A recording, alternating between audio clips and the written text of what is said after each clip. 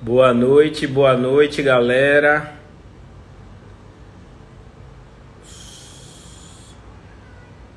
Só tô eu online. Boa noite. Caraca, CDL Jovem, Bruno, presidente, pessoal entrando aí.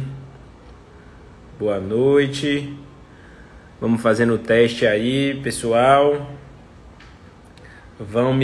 Olha, Iris aqui, veja se o banner ficou legal, se tá certinho a localização. Estamos aqui iniciando os trabalhos para nossa live de hoje à noite da CDL Jovem Talks Live, imitando aí o Saturday Night Live, fazendo a nossa versão baiana brasileira de uma conversa aqui, um bate-papo. Hoje a gente vai ter o Rick Cal da OK Entretenimento falando um pouco aí sobre esse período de pandemia. A gente vai dar um tempo para o Rick entrar e para a turma aí também se aconchegando para a gente começar um bate-papo. Vocês vão me dar licença se eu cometer alguma gafe, algum erro. Eu nunca fiz isso, né? Eu estou aqui com a minha pauta para conversar com o Rick. E espero aí que seja um momento bastante legal. Vocês vão me sinalizando, pessoal, se caso eu fique com áudio baixo, ou se tiver algum problema aí na conexão, com a imagem, alguma coisa. Henrique já está online aqui. Deixa eu convidar ele para a gente iniciar o nosso bate-papo.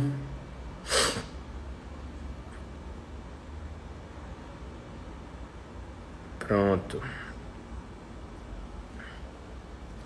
Convidando o Rick aqui para a gente ficar e trocar uma ideia aí super legal hoje à noite no CDL Jovem Talks Live com Rick Cal. Boa noite, Rick. Tudo bom, Bruno? Escuta bem? Escutando bem, vendo bem, tudo Que certo bom. para a gente fazer. Você sabe, né, que você é o nosso primeiro convidado dessa nova iniciativa aqui da CDL Jovem, que é esse programa da CDL Jovem Talks Live. Você foi super referendado aqui, Caracas, a gente estava fazendo o briefing, ele estava falando, porra, de falar de empreendedorismo jovem. Henrique aí é um cara que com certeza consegue falar muito bem, o cara é expoente, né, para dividir um pouquinho dessa história com a gente. Eu que agradeço o convite. Caracas é um grande amigo e falar sobre entretenimento e falar para as pessoas que estão nos ouvindo aí é sempre um prazer muito grande para mim. E o convite de vocês foi uma honra, ainda mais ser o primeiro. Então, eu estou aqui à disposição para tentar falar um pouco da minha história, tentar explicar como é que a gente passou por todas essas situações. Então, estou aqui à disposição. Que legal, com certeza. A gente precisa que mais empreendedores baianos sejam como você, de que ter essa visão de que a gente precisa multiplicar o conhecimento, a gente precisa ajudar os nossos colegas, né, os outros jovens empreendedores, e que a gente aí consiga dividir boas práticas, né, práticas de sucesso, porque a gente tem que fortalecer o empreendedorismo, tem que fortalecer a Bahia, tem que estimular o jovem a fazer isso, e essa daí, sem dúvida, é uma das premissas aqui da CDL Jovem. E esse programa aqui, a ideia é que seja um bate-papo super leve, né? Fique à vontade para falar qualquer coisa, né? A gente daqui a pouco abre também para perguntas para o pessoal, mas a ideia é um pouco te ouvir, né? Para a gente começar, eu gostaria que você falasse um pouco de Rick, se apresentasse aí para a nossa turma, para a gente ir aquecendo aí os nossos motores. Rick sobre Rick, né? É, Vamos lá, Bruno. Eu sou um empresário baiano, né? Eu tenho 36 anos, junto com meu irmão gêmeo, para quem não os conhece. A gente montou há 14 anos atrás a empresa OK Entretenimento, tá? Essa questão do evento na minha vida é algo que remonta desde a época que eu era estudante no Marista. Eu fui, desde muito novo, presidente do Grêmio Estudantil de lá, e ao longo dos anos, nos últimos 5, 6 anos na escola, eu acabei desenvolvendo outras funções aqui na cidade. Naquela época, a gente tinha a Câmara de Vereadores aqui de Salvador tinha um projeto de liderança junto aos jovens, e aí eu fui um dos que participei, né? Um projeto tipo um vereador por um dia, um vereador mirim. Mas, independente disso, eu fui militante estudantil. Eu fui presidente da Associação de Grêmios aqui do Estado, fui representante, presidente do Grêmio do Marista, da Associação de Grêmio do Marista Norte e Nordeste.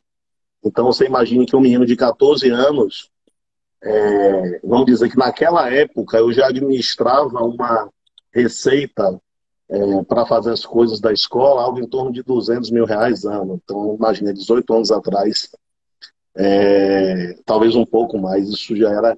Não tenho nem como calcular o dinheiro disso se fosse hoje.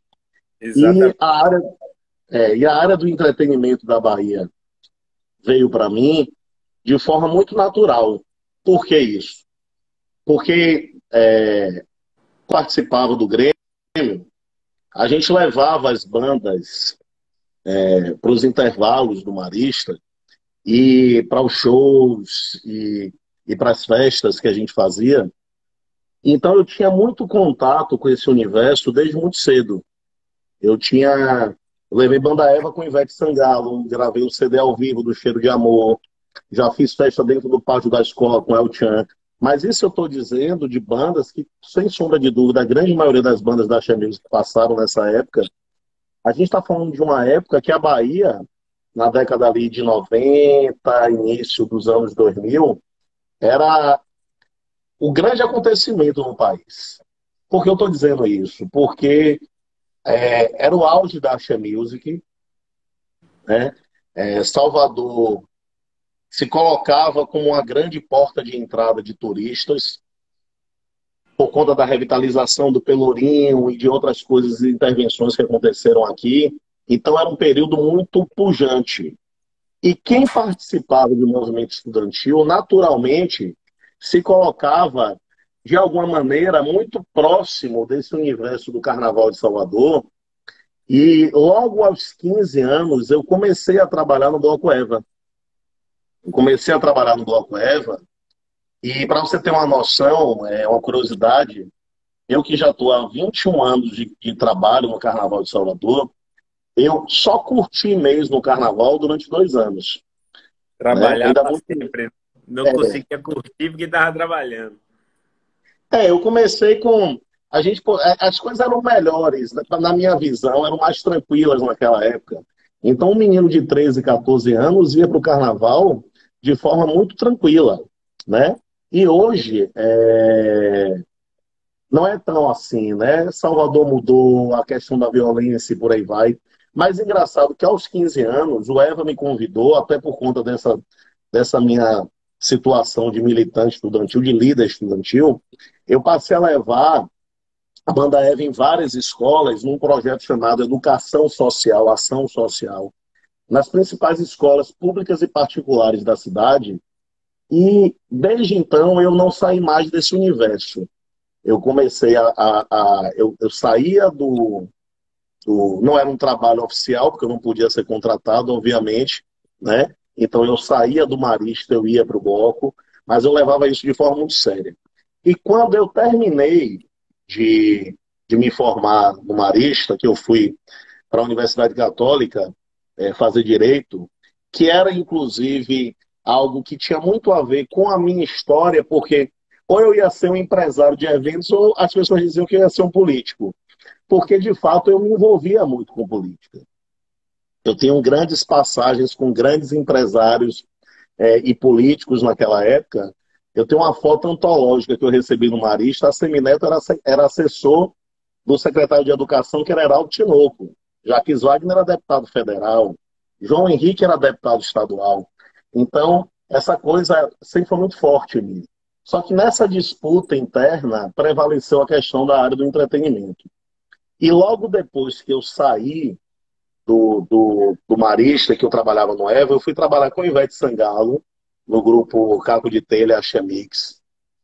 Trabalhei por 5 anos com eles, até o momento que a gente chegou e tomou a decisão de montar o quê?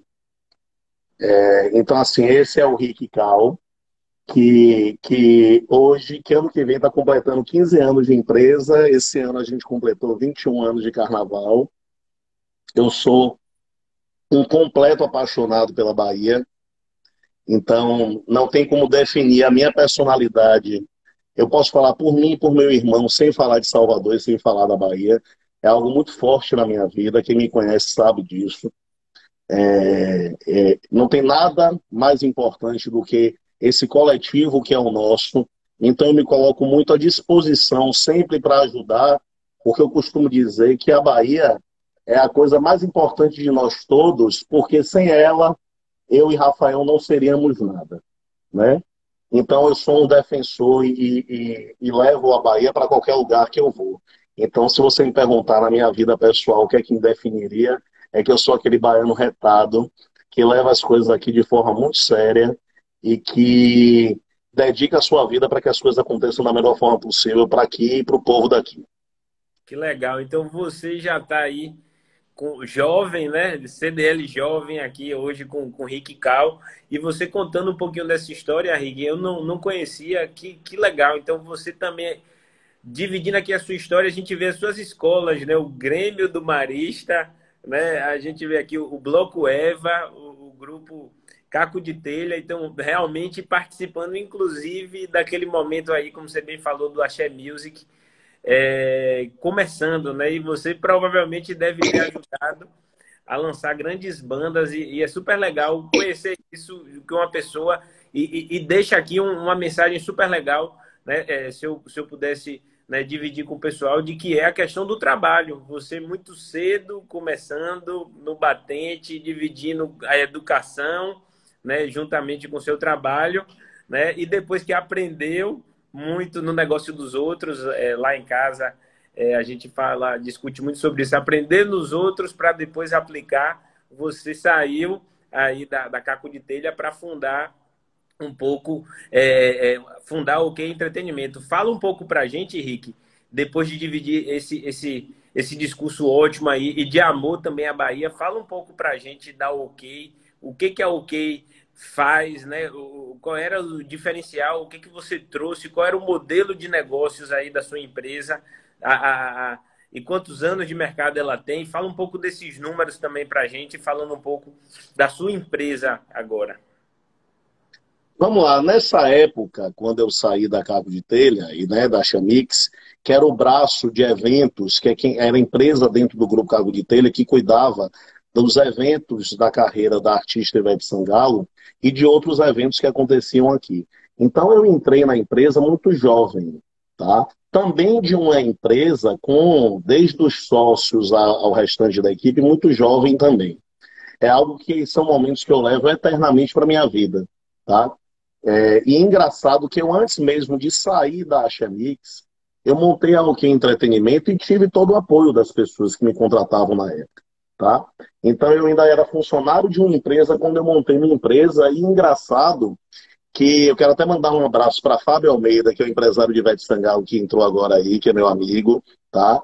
Eu estava conversando exatamente sobre isso com o Fabinho, que a gente se conhece há muitos anos. E engraçado que quando eu montei a OK, a gente já foi sócio de um evento, eu enquanto funcionário da Chamix, tá? E logo depois, naquele ano, quando eu saí, eu acho que eu costumo dizer às pessoas que a gente tem que ter sempre as portas abertas, saber entrar e saber sair. E depois de muitos anos, engraçado que a grande maioria dos empresários que eu fui funcionário, né, eu fui durante um curtíssimo período de tempo funcionário do Cheiro de Amor. É importante eu falar isso antes de montar a OK, coisa de 6 meses. E olha que curiosidade, depois que eu fui funcionário do Cheiro e montei a OK, eu virei sócio do Cheiro, né? Montamos um bloco alternativo chamado Yes Bahia Clube, e eu fiquei sócio do Cheiro de Amor e do Yes durante 11 anos. Então, eu tive que ter a maturidade devida para entender o posicionamento enquanto eu era funcionário dessas pessoas e a partir do momento que eu virei sócio, que eu virei parceiro. Como é que eu vou explicar um pouco do contexto do Carnaval da Bahia, da Axé Music naquela época para o que é hoje?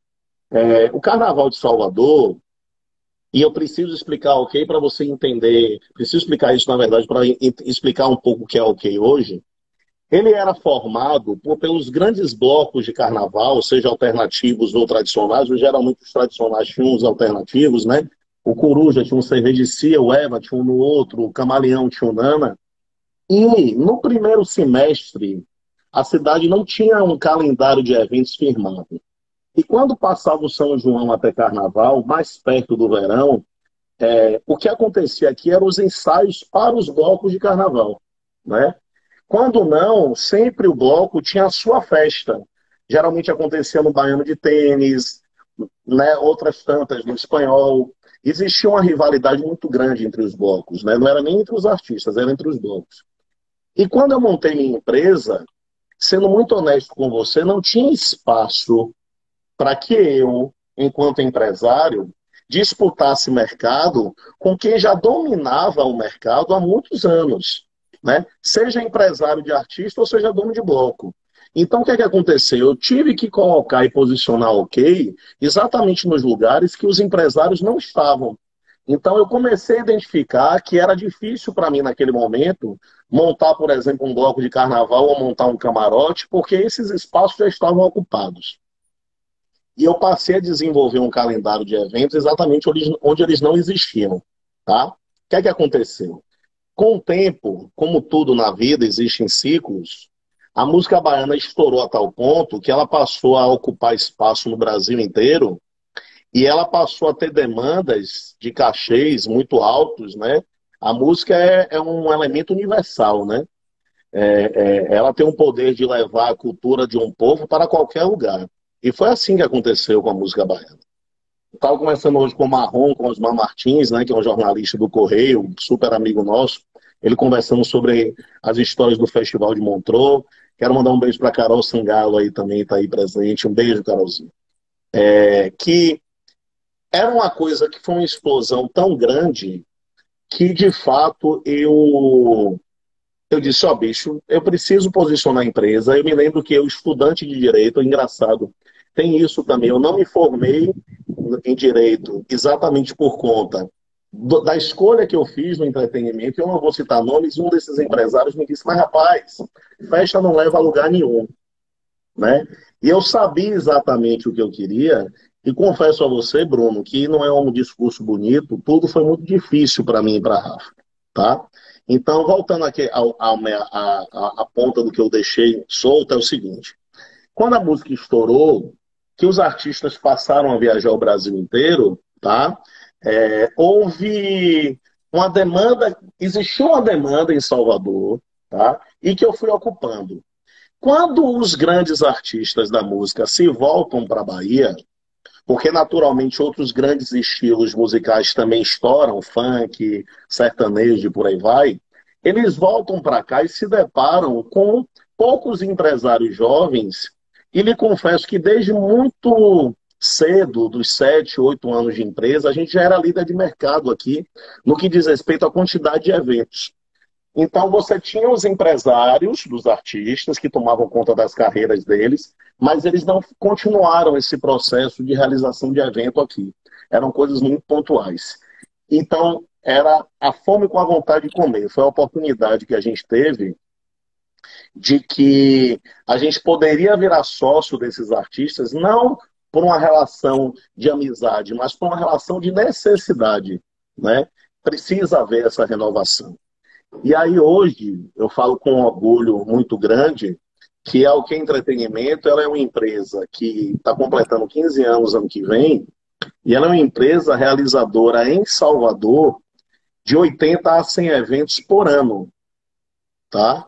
Isso é uma quantidade que, sem sombra de dúvida, nos coloca a nível nacional como a empresa que mais realiza evento em uma única cidade no Brasil. Quando eu digo evento, porque evento tem muito, todo tipo de evento, eu falo do entretenimento, que é a venda de ingresso. É aquele evento de bilheteria, show propriamente dito, tá? Que é o que nós nos especializamos a fazer. E é engraçado isso porque eu e Rafa temos uma premissa na nossa vida que é o seguinte: ganhar dinheiro, e eu isso vou dizer aqui, quem sou eu para falar isso para várias pessoas que estão nos assistindo aqui, mas um recado que eu daria, principalmente para jovens, é o seguinte: ganhar dinheiro é consequência. Quero mandar um abraço para Adolfo Neri, tá aí também, né? Um dos sócios do Camaleão, um grande professor também. Ganhar dinheiro faz parte, entendeu? É consequência de um trabalho bem feito, mas não é o mais importante. O mais importante, pelo menos para mim e para Rafa, é a realização do dever cumprido. E é muito difícil para mim e para meu irmão dizer não para as pessoas que batem na nossa porta, seja ele qual for o artista, ou seja ele qual for o evento, tá? Porque, de fato, a gente leva isso como missão, a gente leva isso como serviço. Então, o que eu posso dizer é que é uma empresa que a gente gera muitos empregos, que não são aqueles empregos de carteira assinada, mas que movimenta muito a economia. Chega a ter finais de semana que eu tenho 3, 4 eventos, não é. Em pleno Carnaval de Salvador, a gente teve 18 eventos, contando com camarote, com blocos, com ensaios. E a gente tem um universo de bandas que a gente é sócio e parceiro dos projetos, que nos dignifica muito. E o que eu tenho dito aos artistas da Bahia é o seguinte, que se a gente não lutar pelo nosso entretenimento, pela nossa cultura, quem vai lutar por ela, né? A batida do tambor aqui, ela tem que existir e a gente tem que cobrar que ela seja escutada aqui, porque eu não posso exigir que um cara de Belém do Pará goste da música baiana se o soteropolitano não consumir ela. Isso é uma visão que eu tenho, entendeu? Então eu sou muito defensor das coisas que são feitas aqui, não me eximindo de forma alguma das coisas que são feitas fora, até porque, como empresário, a gente traz vários artistas do Brasil e do mundo para cá, né? Então eu acho que a OK Entretenimento, ela me proporciona, para finalizar um pouco sobre ela, a realização de ver a alegria do nosso trabalho no outro. Então, quando você chega, vou dar um exemplo, a gente tem um evento que nos enche de orgulho, é um carinho muito grande, todos são, na verdade, mas a gente faz um evento na Arena Fonte Nova com Saulo e Durval, tá? E quando você vê aquele universo de pessoas alegres e pulando atrás de Durval e de Saulo, você tem um orgulho muito grande de saber que aquilo ali é a síntese da Bahia, entendeu? Se alguém perguntar o que é a baianidade para você, a baianidade para você é o jeito baiano de ser. E nós somos essencialmente alegria, né? O baiano é assim, entendeu? E me orgulha muito saber que o que nós fazemos é exatamente isso, é levar a alegria para as pessoas. Então, a OK é isso, né? A OK, ela está completando 15 anos ano que vem, de muitos e muitos anos que a gente, com fé em Deus, vai ter. A gente está preparando um evento muito grande, muito legal. O nosso aniversário a gente já faz, Bruno, há 5 anos, todo ele de doação para a Irmã Dulce. Sempre foi assim, né? Enquanto eu vejo que em outros lugares do Brasil, e não condeno, grandes empresários fazem shows para autopromoção, no meu caso eu faço ingratidão. Então, assim, para você ter uma noção, senão você deixar eu vou ficar falando aqui a noite toda. Fica à vontade, o palco é seu aí. O aniversário da OK é o único evento que eu conheço que tem 2 cervejarias que patrocinam ao mesmo tempo. É Né? difícil, né? Normalmente cada Não, uma eu nunca tem a sua vi. As atividade. pessoas vão para lá e ficam impressionadas, porque sabem que estão lidando com pessoas sérias e a gente só faz isso porque, você imagina, eu não tenho um calendário de mais de 80 eventos com uma cervejaria só. Né? Então eu não posso realizar um evento ainda mais de doação privilegiando um ou privilegiando o outro. Né? Com Então, certeza. assim, a gente vai fazer isso ano que vem, não podemos fazer esse ano, os 14 anos, pelos motivos óbvios, mas ano que vem a gente vai fazer e vai ser lindo do mesmo jeito. Que legal, eu estou anotando aqui algumas coisas enquanto isso eu estou aqui lembrando também, porque a gente tem uma idade próxima e eu comecei a pular carnaval com 14, com 15 anos. Muito desses blocos aí fui fulião, saí no Yes, no Cheiro, a época dos blocos, os primeiros 3 dias do Alternativo e depois. É muito legal, muito, muito bom, né, relembrar isso daí. E assim, vou trazer aqui um pouco do que eu ouvi de frases, né, trazendo para o tema aqui de empreendedorismo, que Rick está dividindo com a gente. Muito legal, portas abertas, né, deixar saber entrar e saber sair. Acho que isso daí é muito, muito importante. O que você falou, não só você saber entrar e você sair de portas abertas, assim como você abrir portas. Então você ajuda o outro que depois essa mesma pessoa ou outra vai poder lhe ajudar. De que dinheiro é consequência, eu acho que isso daí, com certeza, nós, enquanto empresários, precisamos ter essa premissa de que a gente trabalha para conseguir fazer uma realização social, conseguir ter um objetivo e que, eventualmente, vai haver dinheiro, mas, assim, o que vale é a construção. Acho muito legal também o que Rick está dividindo aqui com a gente, de sempre ter um lado social nas nossas iniciativas, seja enquanto objetivo, ou seja com a ação propriamente dito de doação socialmente. Eu acho super legal isso daqui que você está dividindo com a gente.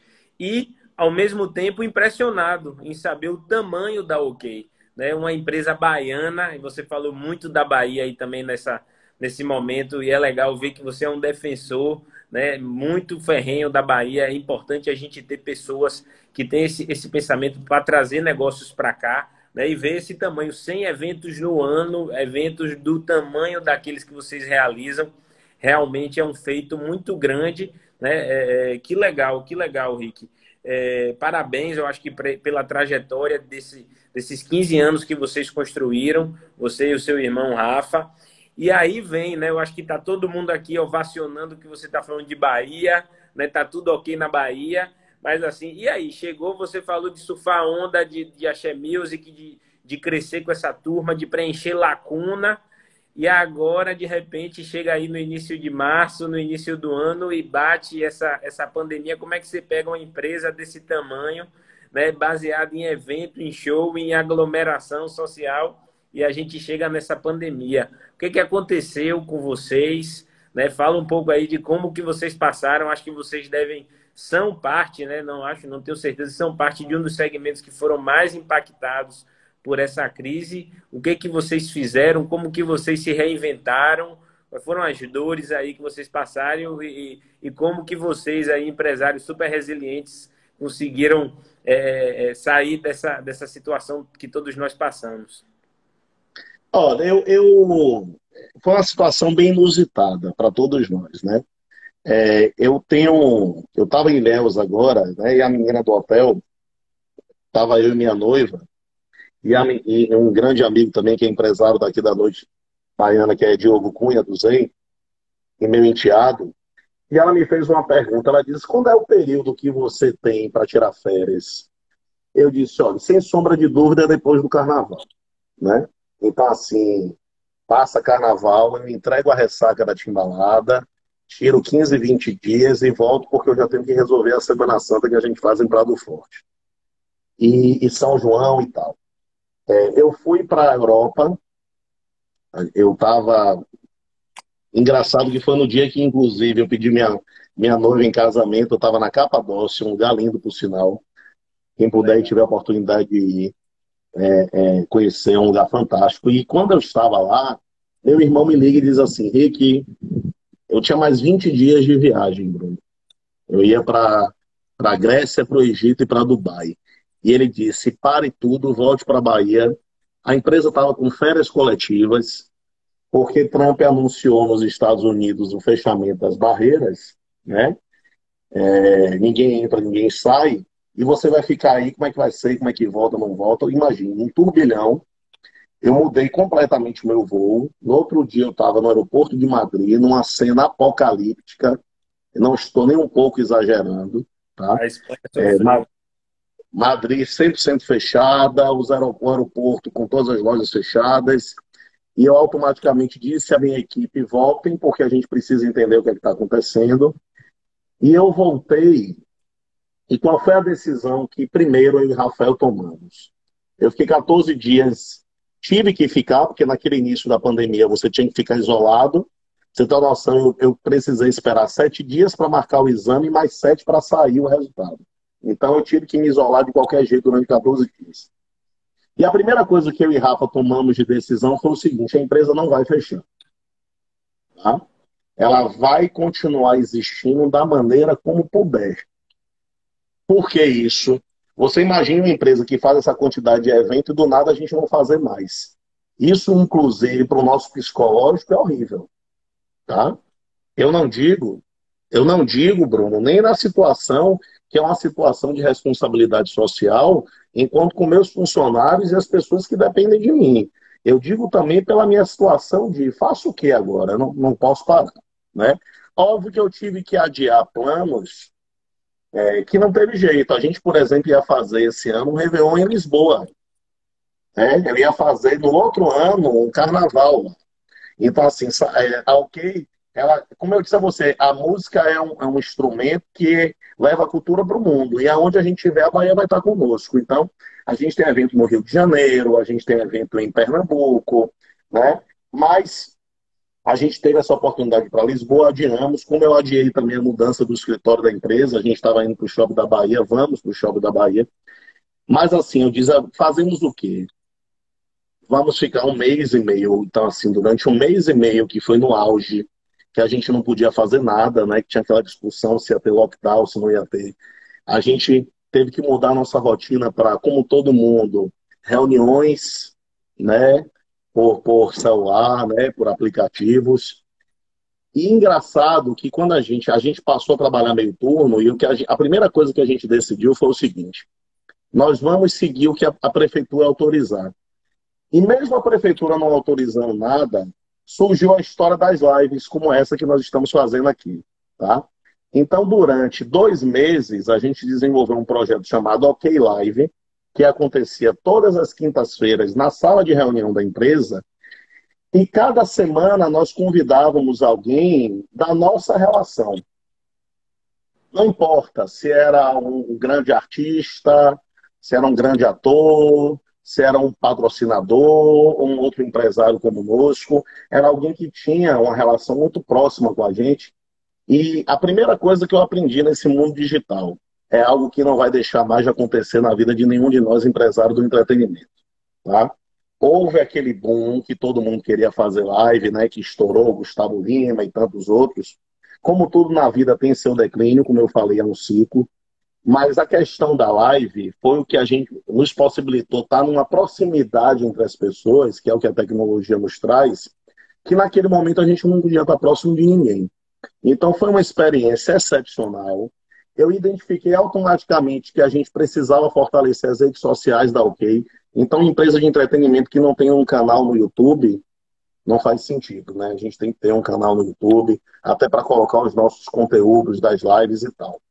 E nesse período, e eu tenho que dar o mérito a quem tem mérito, eu sou muito próximo de Everton Visco, né, que é diretor do Shopping da Bahia, né, da Aliança Sonai, que é um grande amigo para mim. E como a gente é muito próximo, o Everton disse: rapaz, eu disse a ele, na verdade, tá vendo a possibilidade de drive-in na Europa, e ele disse: rapaz, você tem que focar nisso, né? Você tem que focar nisso porque é o que eu vejo num curtíssimo espaço de tempo para você conseguir trabalhar e ganhar seu dinheiro. E ele disponibilizou os 4 shoppings que o grupo tem na Bahia, né, que é a Vitória da Conquista, Feira de Santana, Salvador e Lauro de Freitas, né, que o grupo administra. E até pela minha relação com o Shopping da Bahia e pela experiência que a gente tem aqui, a gente optou primeiro pelo Shopping da Bahia. Tá? A gente desenvolveu lá um drive-in de 1 mês. Eu montei uma casa de show em plena pandemia, porque aquilo ali é uma casa de show. Tá? Porque você tem uma noção, a própria prefeitura não sabia nem os protocolos que tinha condição de ter lá. E eu acho bonito isso, no poder público, principalmente na administração de Neto, sendo bem justo. Essa humildade de dizer o seguinte, pô, vamos conversar para ver o que é possível fazer. E a gente conversou com eles e mostrou que existia uma viabilidade no drive-in. Eu lhe confesso que financeiramente a conta é muito apertada. Tá? Eu não tenho vergonha nenhuma em dizer que eu perdi um e ganhei outro, porque eu não fiz só o Shopping da Bahia, eu fiz o da Bahia Marina, mas nem tudo é dinheiro. Então, assim, quando a gente resolveu fazer os drive-ins, o que é que eu tive de resultado positivo nisso? Primeiro, ocupei minha cabeça. Tá? Segundo, ocupei minha equipe. Terceiro, eu fiz algo no momento que a grande maioria dos meus parceiros empresários ou não tiveram condição de fazer ou não tiveram coragem para fazer. Não importa o motivo, não conseguiram fazer, eu respeito, mas a gente sabia, eu e Rafael, que como o nosso negócio é um serviço, e esse serviço é levado muito a sério, a gente precisava oferecer à cidade de Salvador o entretenimento que ela pudesse ter naquele momento. Tá? E nós geramos emprego. Você precisa lá ver a felicidade dos artistas ao subir no palco depois de 4, 5 meses. Tá? O que a gente é isso que é bonito, a gente ter ajudado pessoas que estavam trancadas em casa, com medo de sair, e que tiveram a coragem de entrar dentro de um carro, que a gente seguiu todos os protocolos possíveis e inimagináveis, e a pessoa tem aquele momento de distração ali. E a gente conseguiu, ao mesmo tempo, fugir um pouco do nosso estereótipo de evento só de bilheteria de show, para fazer evento infantil, cinema, teatro, aulas. Eu tinha aulas de direito dentro do drive-in que nunca passou pela minha cabeça antes dessa pandemia eu estar lidando com isso. Tá? E aí surgiu a Baía Marina. Por quê? A gente só tinha um mês mesmo para fazer o shopping. Isso foi uma decisão desde o início. Tá? A Baía Marina é um outro lugar que a gente tem vários eventos. O Réveillon da Marina é um Réveillon nosso, nós fazemos lá. E eu disse, velho, a gente precisa mudar, né? Até para levar essa experiência para um outro lugar da cidade, para estar mais próximo de um outro público. Tudo bem que hoje Salvador tudo é perto, né? Mas mesmo assim a gente optou. E engraçado que na Marina a gente já teve a experiência de fazer o auge do carro, ou seja, a pessoa sair do carro, né?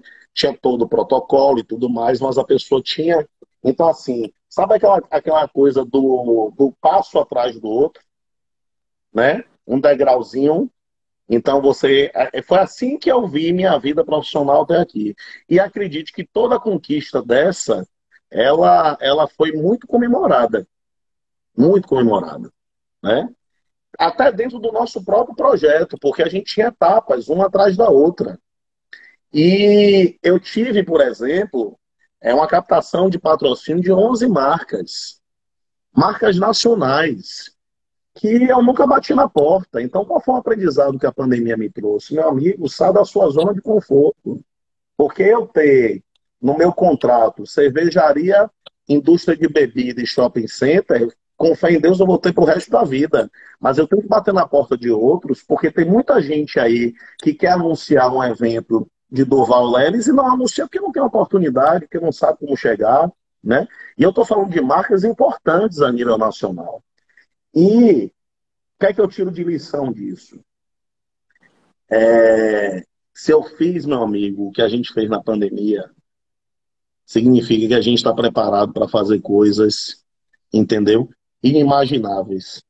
Porque não é legislando em causa própria, mas foi muito difícil, né? Você arriscar dinheiro num momento que ninguém estava arriscando, que a conta era apertadíssima, mas você vê ao mesmo tempo aquelas pessoas que estão ali meses sem trabalhar, lhe abraçar e dizer, olha, valeu, tá? Porque ajudou a pagar a conta de luz, ajudou a pagar um remédio para a mãe, ajudou a comprar, sabe? Não é o discurso do politicamente correto meu, não. Tá? Não estou querendo aqui fazer tipo de excelente empresário, excelente cidadão, não. Eu estou contando a minha vida da maneira como eu e Rafael vivemos. Tá? E depois que a gente fez o drive-in, a gente foi ter uma reunião com o prefeito. Eu sou diretor da Associação Brasileira de Entretenimento, Seção Bahia. Tá? E é como eu disse, a gente tem essa interlocução com vereadores e com a prefeitura, porque o nosso segmento, não sei se assim, foi um dos mais atingidos, na minha opinião, foi o mais atingido junto com o turismo. Tá? Sem sombra de dúvida.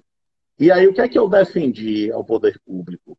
Eu defendi o seguinte, eu disse, olha, se a gente teve condição de fazer o drive-in seguindo todos os protocolos e mantendo o distanciamento, nada impede que o próximo passo seja o que já está acontecendo em algumas cidades do Brasil. Você pegar uma área, colocar um palco, fazer uma divisão no piso dela, de disciplinador, ou seja, criar lounges, e fazer o evento acontecer, tá? Ou seja, eu só tiro o carro, porque a pessoa para ir para o banheiro, ela vai ter que seguir uma fila digital, ela vai ter que ter o álcool em gel à disposição. Se ela não estiver bebendo, ela vai ter que usar máscara. Por que eu estou lhe dizendo isso? Porque não adianta eu estar aqui reclamando. Meu Deus, olhe, não tem mais jeito, a gente não sabe quando é que vai voltar. Eu não posso ficar aqui de braços cruzados.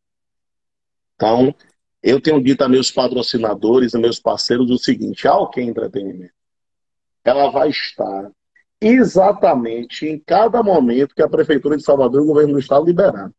Hoje eles liberaram, a Semineto decretou que eventos sociais poderão acontecer para 200 pessoas. Se ele dissesse assim, pode ter um evento de bilheteria para 200 pessoas, eu estava fazendo um evento para 200 pessoas. Tá? Projetos, obviamente, na minha empresa não faltam.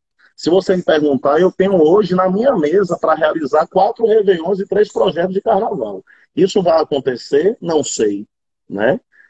Eu entendo que o que a gente está vivendo é uma situação de que a saúde pública, de fato, vem em primeiro lugar. Não tem jeito. Não tem jeito, né?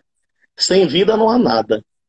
E até para mim, que sou empresário do entretenimento e que a gente faz exatamente isso, é criar momentos para poder trazer essa felicidade para a vida de todos, a gente tem que priorizar a saúde em primeiro lugar. Por um outro lado, a gente também tem que entender que tem muitas famílias que dependem do que nós fazemos e acredite, não estou aqui defendendo porque eu sou empresário do entretenimento, não. São muitas mesmo. Existem um universo gigante de pessoas atrás dos palcos que a gente não tem dimensão que para estar tudo ali pronto acontecendo, são essas pessoas que me ajudam a realizar. E elas precisam voltar a trabalhar. E isso, de fato, eu, enquanto cidadão empresário, faço minha parte, mas o poder público também tem que fazer, né? A gente está vivendo aí um período de eleição. Eu, quinta-feira agora, junto com meus parceiros empresários, vamos estar fazendo um painel de debate, né? Debate não, mas assim, um bate-papo com os 5 candidatos à Prefeitura de Salvador. E vou defender isso, inclusive, lá, tá? De que algo precisa ser feito. Salvador não é uma cidade industrial. E isso eu tenho que dizer aqui para vocês, tá? Para essa associação que, inclusive, preza exatamente por isso, pela defesa do emprego, da geração de renda. E fico feliz em saber que a Câmara de Dirigentes Lojistas da cidade tem esse perfil para o público jovem também, de dizer o seguinte: a gente precisa, de fato, fazer as coisas acontecerem e saber também que a gente vive numa democracia, que as coisas precisam serem feitas, tá? O que eu vou defender lá é de que, como eu disse, Salvador não é uma cidade de indústria, é uma cidade de serviço. O principal serviço dela é entretenimento. Eu digo, enquanto entretenimento, serviço de hotel é entretenimento, shopping é entretenimento, não deixa de ser, tá? Restaurante é entretenimento. Tudo aquilo que entretém alguém é entretenimento, tá? Não é só bares e shows, não, entendeu? E é uma cidade que, por conta disso, ela é conhecida nacionalmente e internacionalmente, tá? É impensável fazer o Carnaval de Salvador do jeito que nós estamos hoje, com trio elétrico na rua. Beleza, mas vamos fazer o quê? Porque algo precisa acontecer.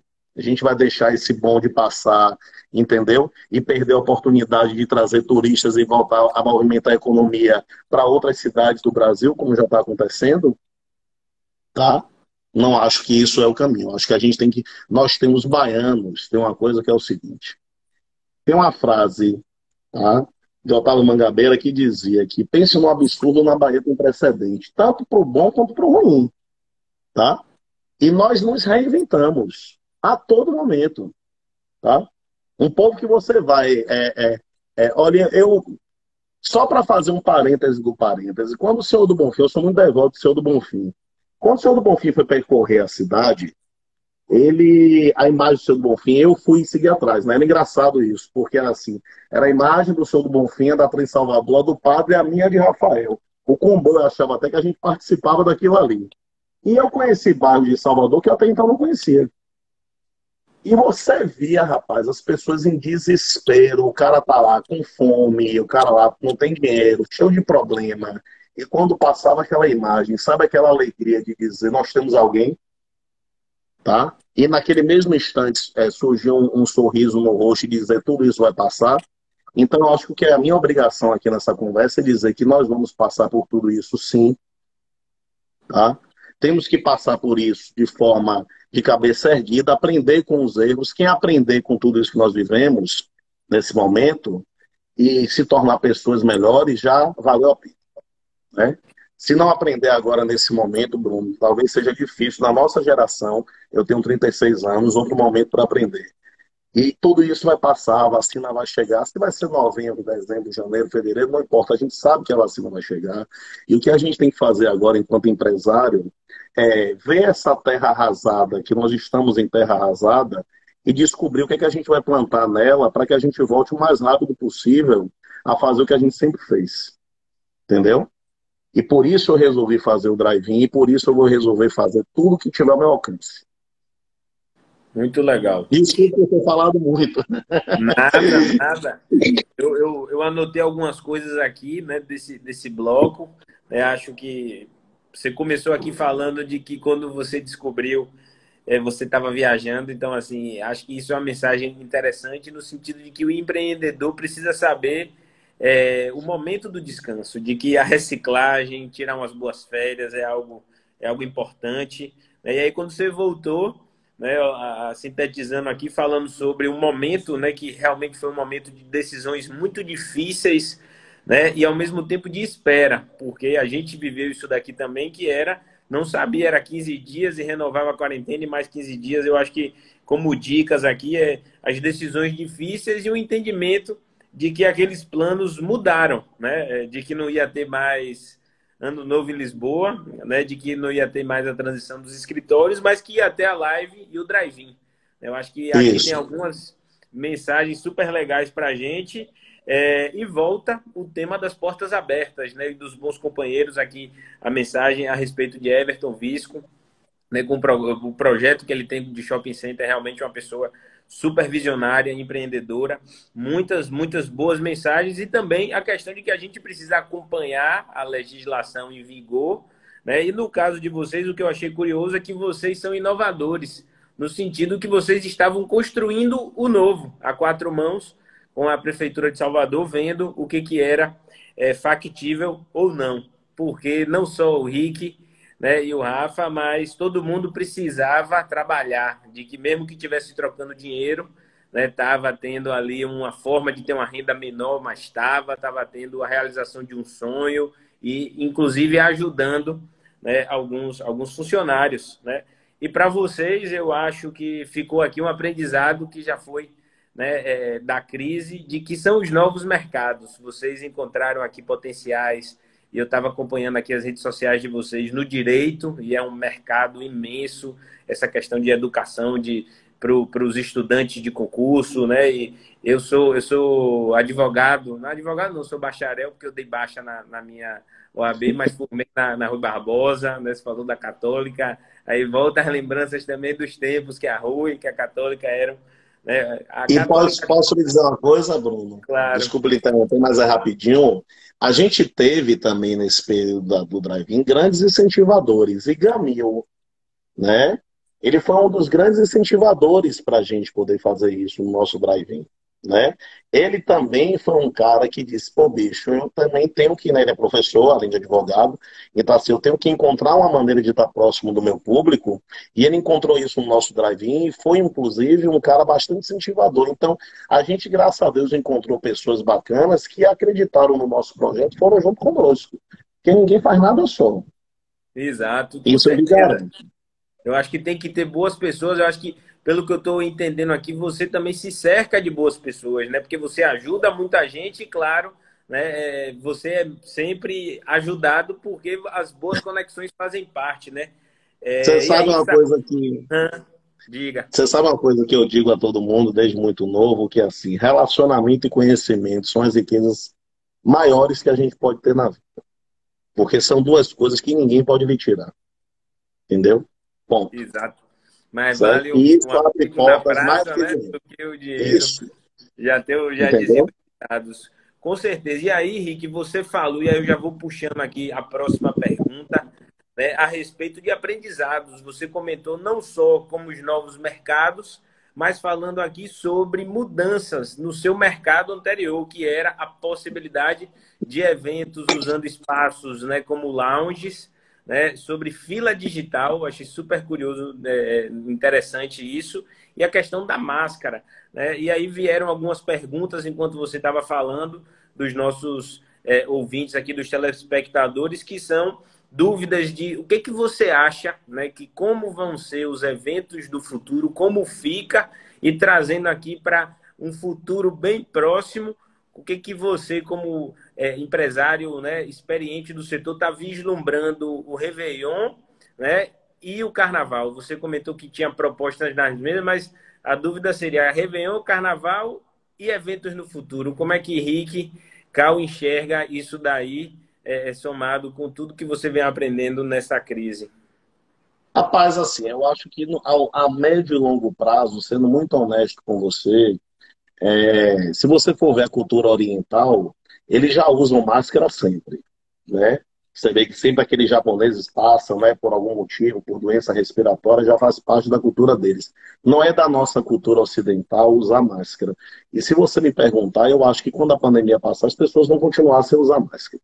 Eu não acredito que isso vai fazer parte do dia a dia das pessoas, não vai, tá? Não está sendo hoje, né? Você vê a quantidade de pessoas que não usam, mesmo sabendo que é obrigatório. Mas, assim, para o meu segmento, eu acho que, como eu falei, a médio e longo prazo, não tem como ter o novo, ele é algo momentâneo. Isso é a minha opinião, porque o que eu faço de evento é aquela coisa da paquera, do beijo na boca, das pessoas beberem, curtirem, pular atrás do trio, estarem na frente de um palco. Então, assim, é aglomeração, né? Não tem jeito. E isso vai voltar a acontecer, porque é do DNA humano, ocidental e ainda mais baiano, né?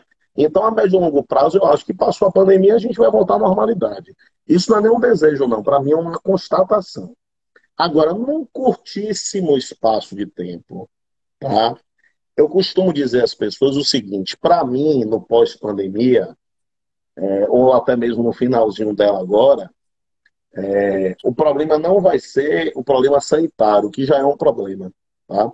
Na minha visão, o problema econômico, na minha visão, vai ser muito pior, tá? Porque a gente já vinha de um país que no governo anterior a esse já vinha em recessão, né? Não tem como você identificar a economia sem política, são coisas que andam de mãos dadas, ainda mais nesse país, né? Então você vê todas essas turbulências que a gente está vivendo antes mesmo da pandemia, isso só piorou agora. Então, a minha preocupação é a seguinte: será que o poder que aquisitivo das pessoas que frequentam meus eventos será o mesmo? Não, não será, tá? Será que os patrocinadores já se colocarão à disposição de investir como investia antes? Eu já lhe digo logo, num curtíssimo espaço de tempo, simples, daqui até julho, São João. Hoje eu tive uma reunião com o meu patrocinador, um parceiro prioritário, que já me disse que não tem dinheiro, né? E eu prefiro saber isso agora para me organizar do que ser pego de surpresa lá na frente. Então, assim, chorar as pitangas não vai resolver nada, né? Aquilo que Nizam diz, na guerra, enquanto uns choram, outros vendem lenço. Meu amigo, eu já tenho que estar pensando no pós-lenço. Lenço, ó, eu estava vendendo quando eu comecei a pandemia. Agora é vender máscara para daqui a pouco vender não sei o quê.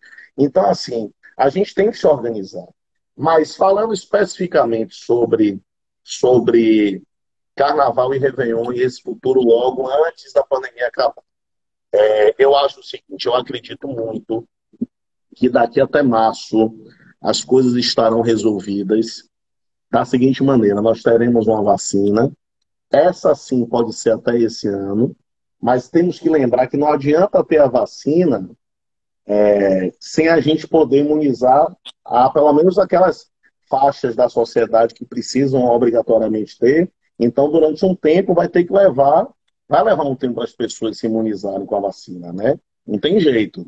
Então, até a vacina acontecer, a gente vai ter que conviver com tudo isso daí. A minha defesa é o seguinte: se a gente está vendo o que a gente está vendo, né? Não aqui em Salvador, justiça seja feita, mas está vendo no Brasil, praias lotadas, ônibus lotados, como se nada tivesse acontecendo. Eu sou um defensor, como empresário, de que o melhor lugar para ter uma garantia de controle é um lugar que você consegue organizar e ser responsável por ele. Entendeu? Porque entrou ali, meu amigo, seja o que for que aconteça lá dentro, é responsabilidade minha, não tem jeito, certo? Então é melhor você liberar de uma maneira organizada, que você consiga fazer com protocolos, do que liberar como eu estou vendo liberado aí, né?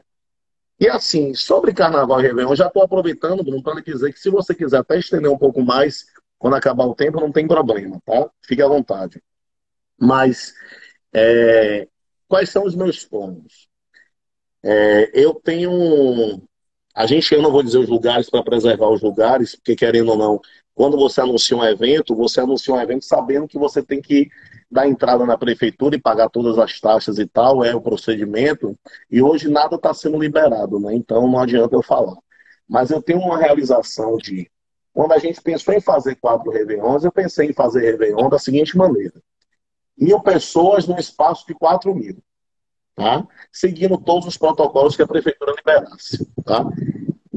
E aí eu já estou pensando no plano Z. Então, do tipo, se a prefeitura não liberar esse, liberar com mesa, com distanciamento, eu vou fazer com mesa com distanciamento.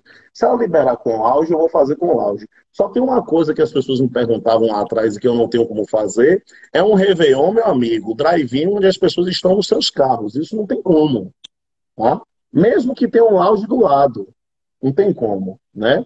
Mas, assim, tendo qualquer flexibilização, nós faremos.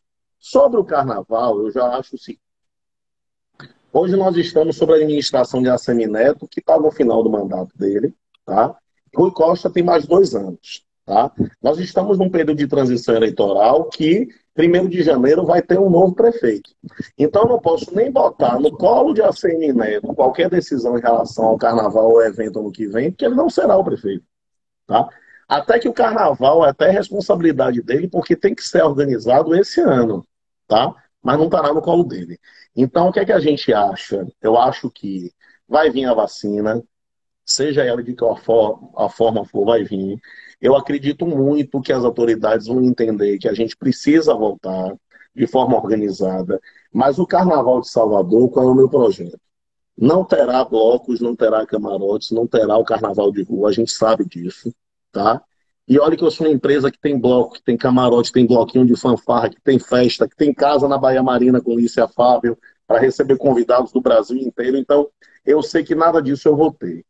Qual é o meu planejamento? É que, caso a prefeitura libere os eventos no período do carnaval, eu tenha 3 dias, se tiver feriado, 5 dias, se não tiver 3 dias, eu consiga fazer um evento nele, tá? Com grandes atrações, com comida, com bebida, desde que isso seja permitido.